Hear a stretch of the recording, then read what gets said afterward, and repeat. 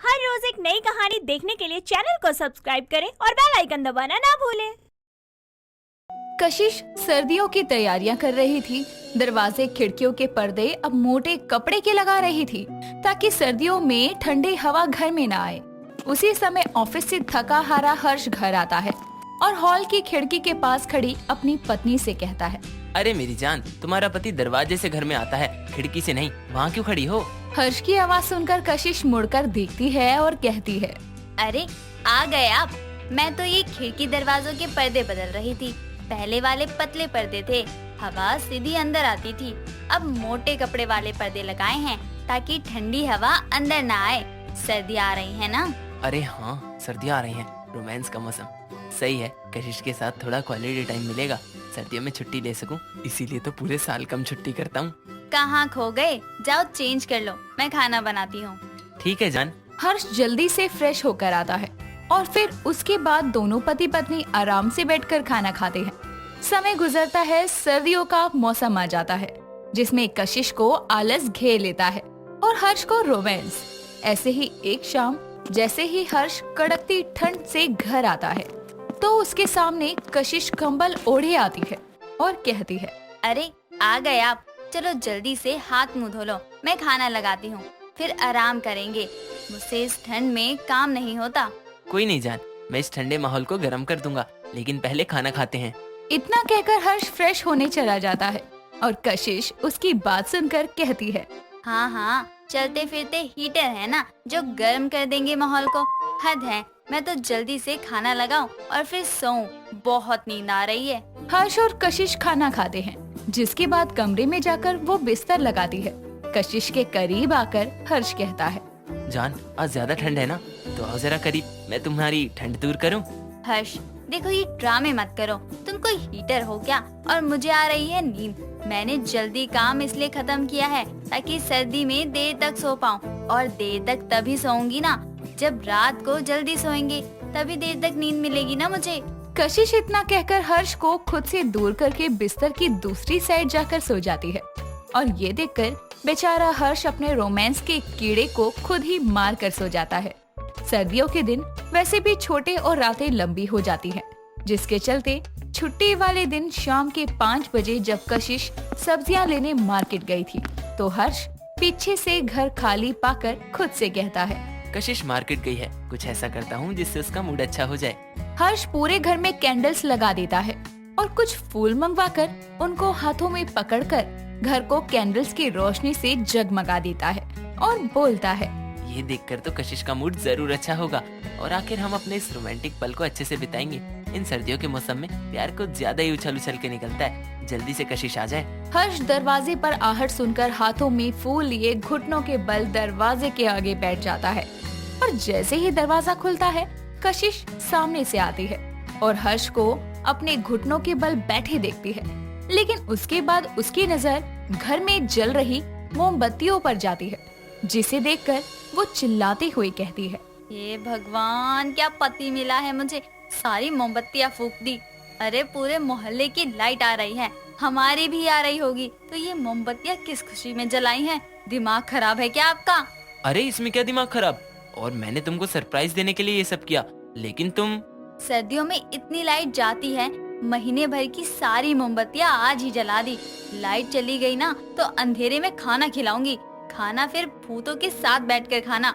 हाय मेरी मोमबत्तियाँ। कशिश जल्दी से घर के सारी मोमबत्तियों को बुझाकर हर्ष के अरमानों को भी साथ में बुझा रही थी। ये सब देखकर हर्ष का दिल तो तार तार हो गया था।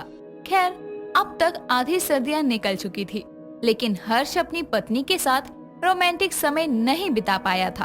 पर एक शाम इस काम के लिए वो अपने दोस्त पंकज और उसकी पत्नी आशा को घर बुलाता है और वो दोनों कशिश के घर आती हैं, जहाँ कशिश उनका स्वागत करते हुए कहती है, अरे कैसी हो आशा?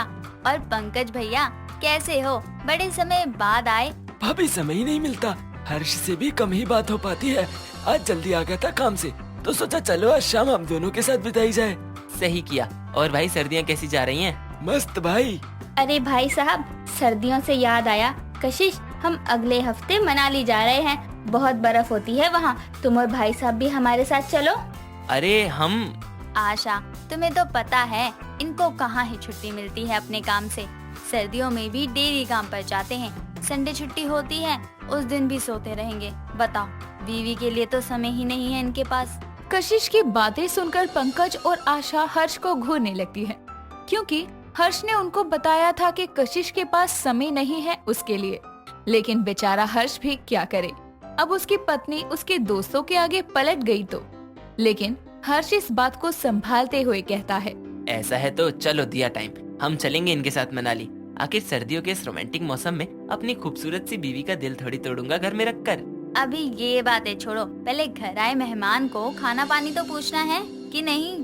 कशिश बात को टाल देती है और सबके लिए कुछ खाने पीने के लिए ले आती है। अब कुछ देर में वो लोग इधर उधर की बातें करके अपने घर निकल जाते हैं और एक हफ्ते बाद एक शाम पंकज हर्ष को कॉल करके उससे कहता है, हाँ भाई हर्ष, क्या हुआ? बात की भाभी से चल रहा है ना साथ? मुझे नहीं लगता भाई, तेरी भाभी ने मेरी आधी सर्दियाँ तो यूं ही निकलवा दी, बाकी की भी ऐसे ही निकालेगी। ठीक है भाई, चल मैं रखता हूँ, पैकिंग करनी है। हर्ष पंकज का कॉल कट करके जैसे ही पीछे मुड़ता है तो उसके सामने कशिश खड़ी हुई थी जो उसको घूर रही थी। ये देखकर हर्ष कहता है, क्या है, ऐसे क्यों घूर रही हो? खाना है क्या? हाँ, लेकिन यहाँ नहीं, मनाली जाकर। सपनों में जाना? एक मिनट, क्या कहा? मनाली? पर तुमने तो मना कर दिया था। मैंने कब मना किया? उस दिन मैंने कहा कि बाद में बात करेंगे। तुमने तो मुझे अनरोमांटिक पत्नी समझा है, जिसको अपने पति के जज्बातों की कदर ही नहीं है ना? तो तुम ही ऐसे बर्ताव करती हो, सारी सर्दियाँ दूर दूर निकाल दी। बताओ। अच्छा, अब जल्दी पैकिंग करो और कुछ सामान लेने मार्केट भी जाना है। मैंने पहले ही आशा को हमारी भी टिकट करवाने के लिए बोल दिया था।